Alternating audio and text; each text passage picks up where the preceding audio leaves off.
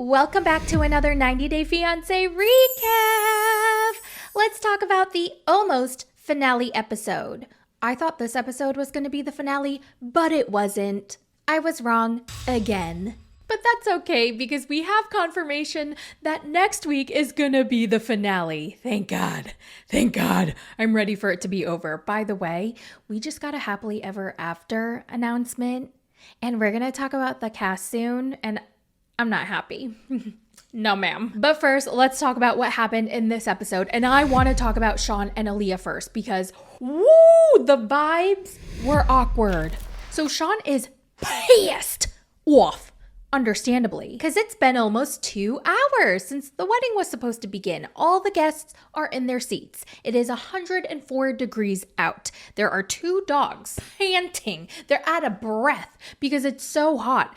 All the guests are hungry at this point. Shawn is hungry. Everybody's sweating. Everybody's sticky. Everybody's cranky. No, it's unacceptable. So I understand why Shawn would be raging. Okay, but I also felt bad for Alliya because it was her wedding day. It was something that she was looking forward to. She was so excited. She was so happy. And he just kind of stormed into the place where she was getting ready with, what's her name? Jamie, her friend. And he was just so mad and he just saw red, and she was getting out as he approached the place and she was so happy and she looked gorgeous and Jamie was happy and Jamie was like, "You're not supposed to see the bride." And he's like, "I don't care. You're 2 hours late. We got to hurry up, do this thing. We got to hurry up and say I do and go to dinner and kick everybody out." I've been waiting to go for an hour and 45 minutes. I don't give a And they were like, "Okay." He doesn't crack a smile. He turns around and he leaves. Alliya's flustered. She's like, "Oh my God, he's really mad." And she asks Jamie, "What time is it?" And Jamie's like, "It's 8 o'clock. And the wedding was supposed to be at 6.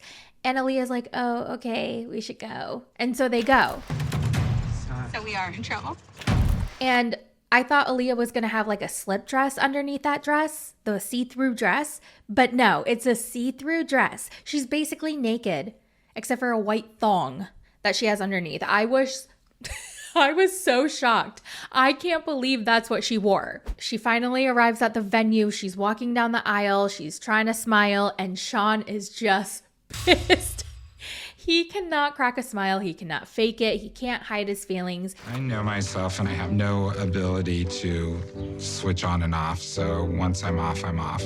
So even though his anger is completely valid, I still felt bad for Alliya. And what the fork was Jamie doing this whole time? She should have kept her eyes on that damn clock all the time. She shouldn't have kept her eyes off of it. She should have had a timer on every 10 to 15 minutes, keeping track to make sure Alliya was on time. That was literally Jamie's job. Anyway, they say I do. They walk to dinner in silence. Alliya's trying to hold back her tears. She checks in with Shawn's mom to make sure if her leg's okay. Then dinner begins. And it's time for Shawn to make a toast, but he doesn't want to do one.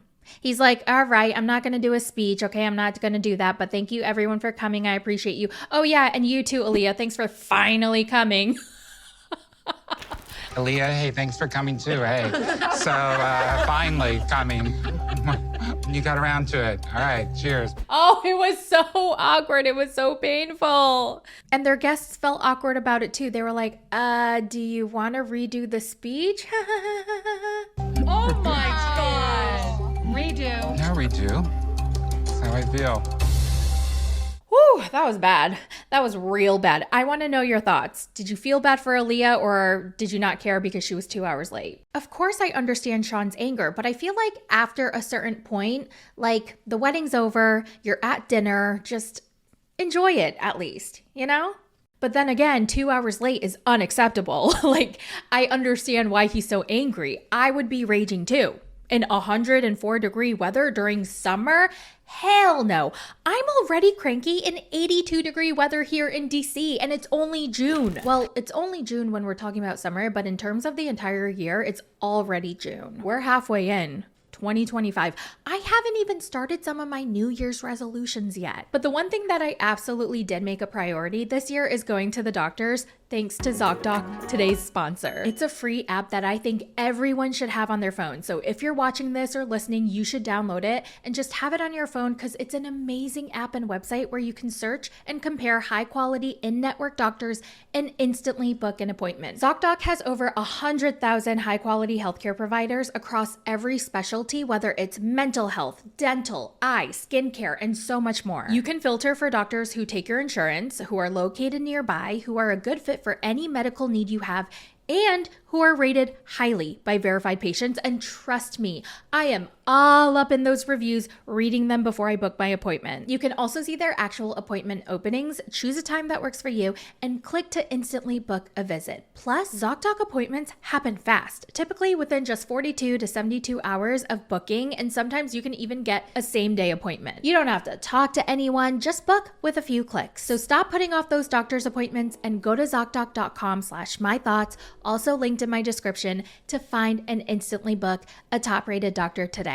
Now let's move on to Sarper and Shakina. So Shekinah's at the coffee shop. She sees Sarper having a meltdown, but he asks her how she found him. And then she finally admits that she put an AirTag on his keychain, but it wasn't to track him. It was to track his keys, just in case he lost them. No, Sarper, it wasn't about tracking you, Sarper, honey. It was about the keychain, just in case you lost your keys. And he is not happy about secretly being tracked. He's like, I can't believe you did this to me, Shekinah. Oh, Shekinah. and she tells him, Oh my god, Sarper, get over it, Sarper. It's normal for couples to share locations with each other, Sarper.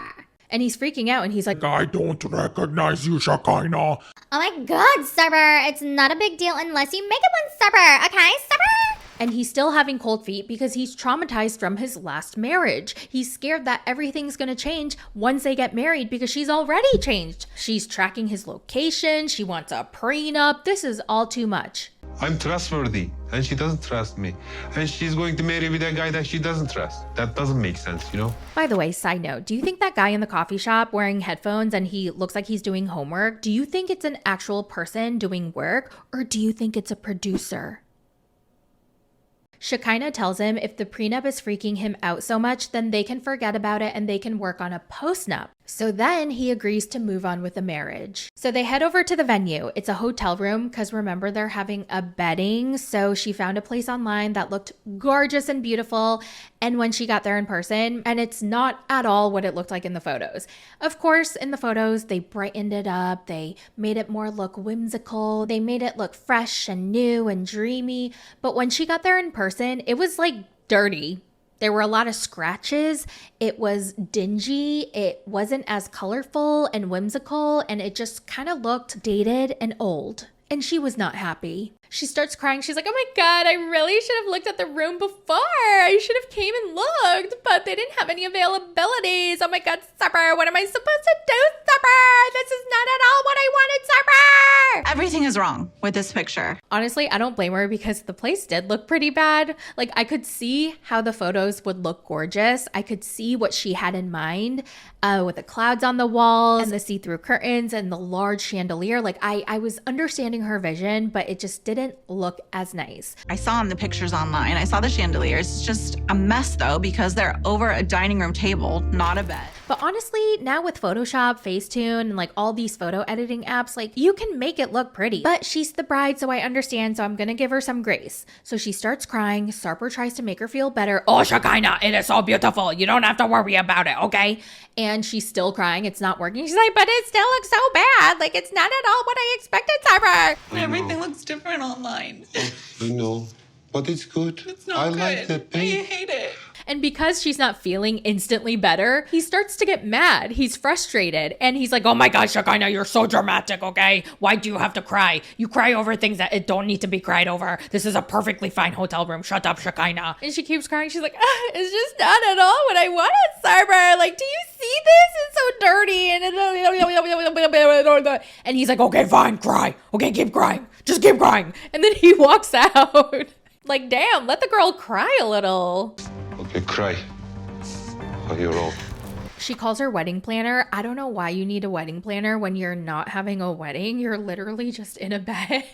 Okay, but her wedding planner comes to the rescue and she helps her rearrange the room because the bed was initially in the bedroom and the chandelier was in the dining room. So she's like, I need the bed from the bedroom to the dining room. And these poor hotel workers, they probably thought they were just gonna get her some towels. But to their surprise, she was like, can you move the California king bed from the bedroom to the dining room, please? Like right now, please, right now. I'm getting married in there. And they're like, oh, okay, yeah, we'll do that right now. Does that work? Yes. Thank you.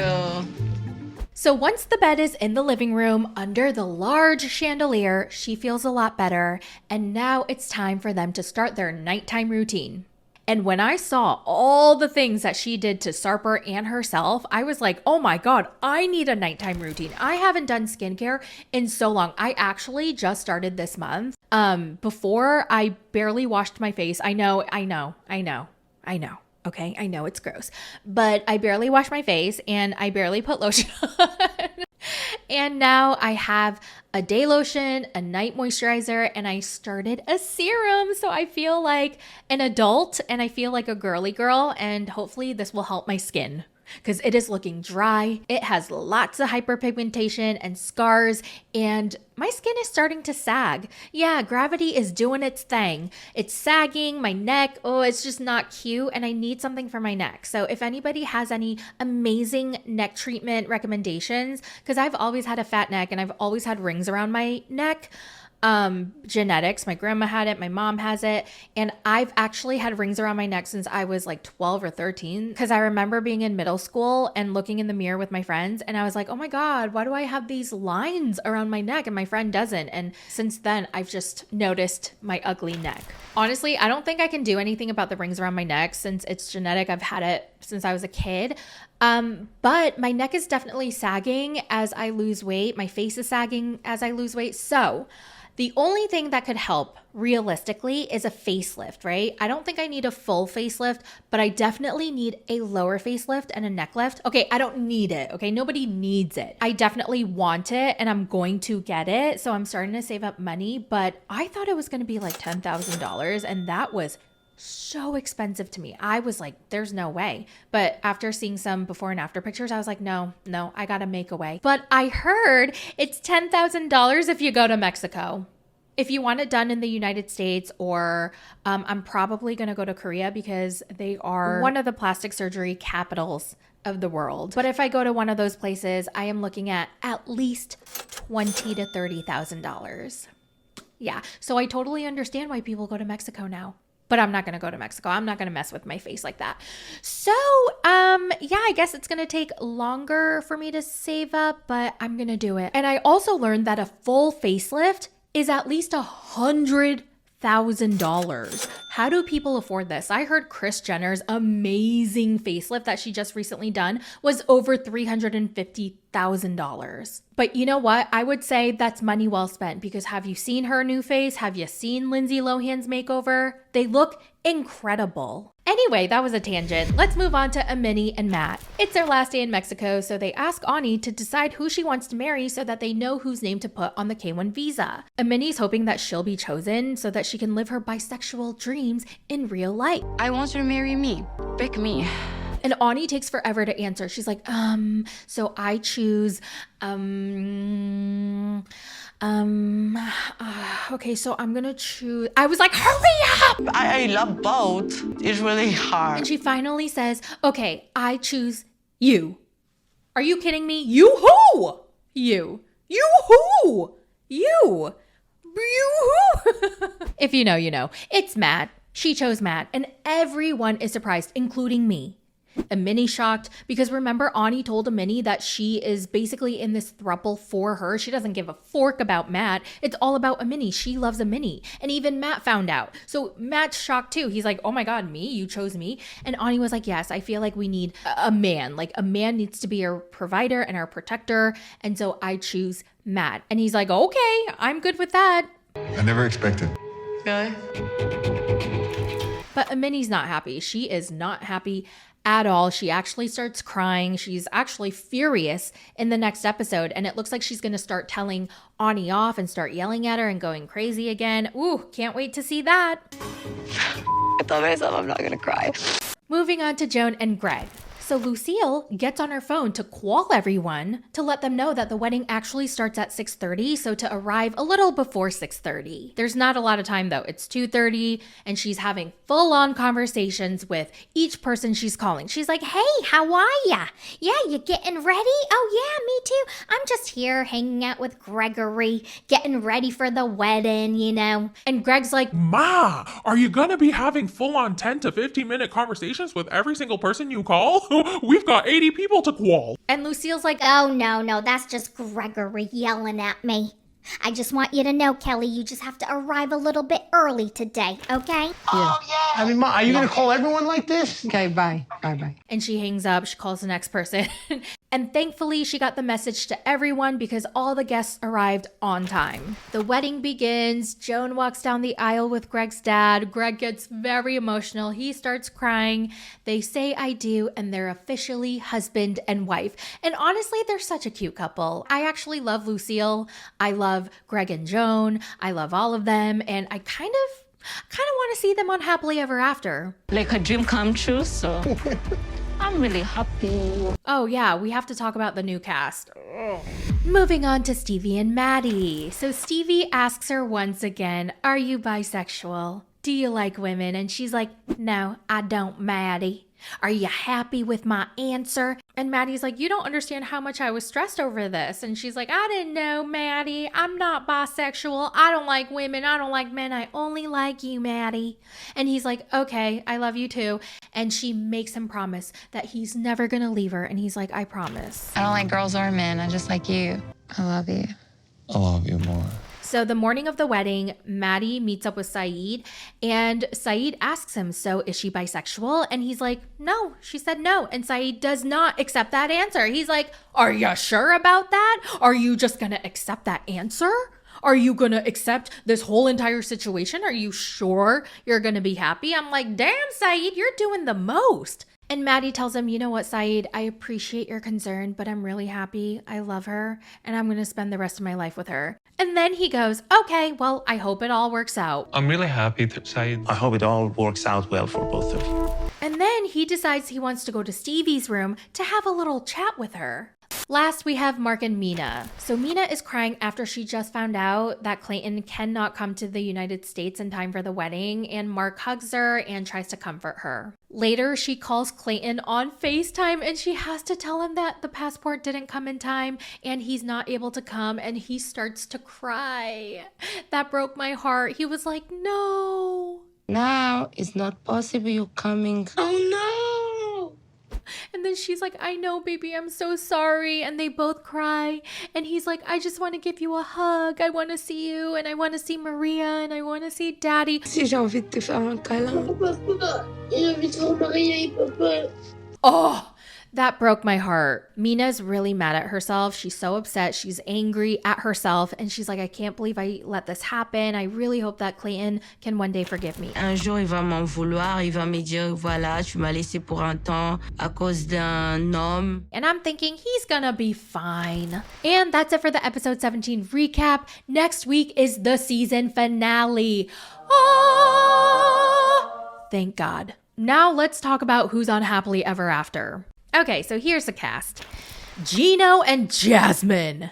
Are you freaking kidding me? I thought The Last Resort was gonna be it. Why are we seeing them again? This has got to be their very last season. I'm gonna assume that they're gonna show their open marriage and Matt's gonna be involved, and they're pretty much gonna show how they broke up. So am I excited to see it? Not really, because I don't care, but yeah, whatever. Brandon and Julia. Don't really care. Tiger Lily and Adnan. So I gotta work on my Tiger Lily voice again? I literally don't give a fork about them. And on top of that, they are so unlikable. Oh. Cara and Guillermo. I'm actually interested in this because I want to know why they broke up. Jovi and Yara. Libby and Andre. Lauren and Alexi. No. This is the worst cast ever. Worst cast ever. I can see why HEA is ranked the worst out of all their spinoffs. Nobody fucks with HEA because nobody gives a shit. Give me Emily and Kobe. Okay, I want to watch them. Oh, Darcy and Georgie? Okay, HEA, you really did that. All right. I'll definitely watch them and cover them. What do you think about the cast? Let me know down in the comments. And don't forget to download ZocDoc.com/mythoughts, link in the description. Well, that's it for this video. Thank you guys so much for hanging out with me today. And I'll talk to you in the next one. Bye! It's a recap.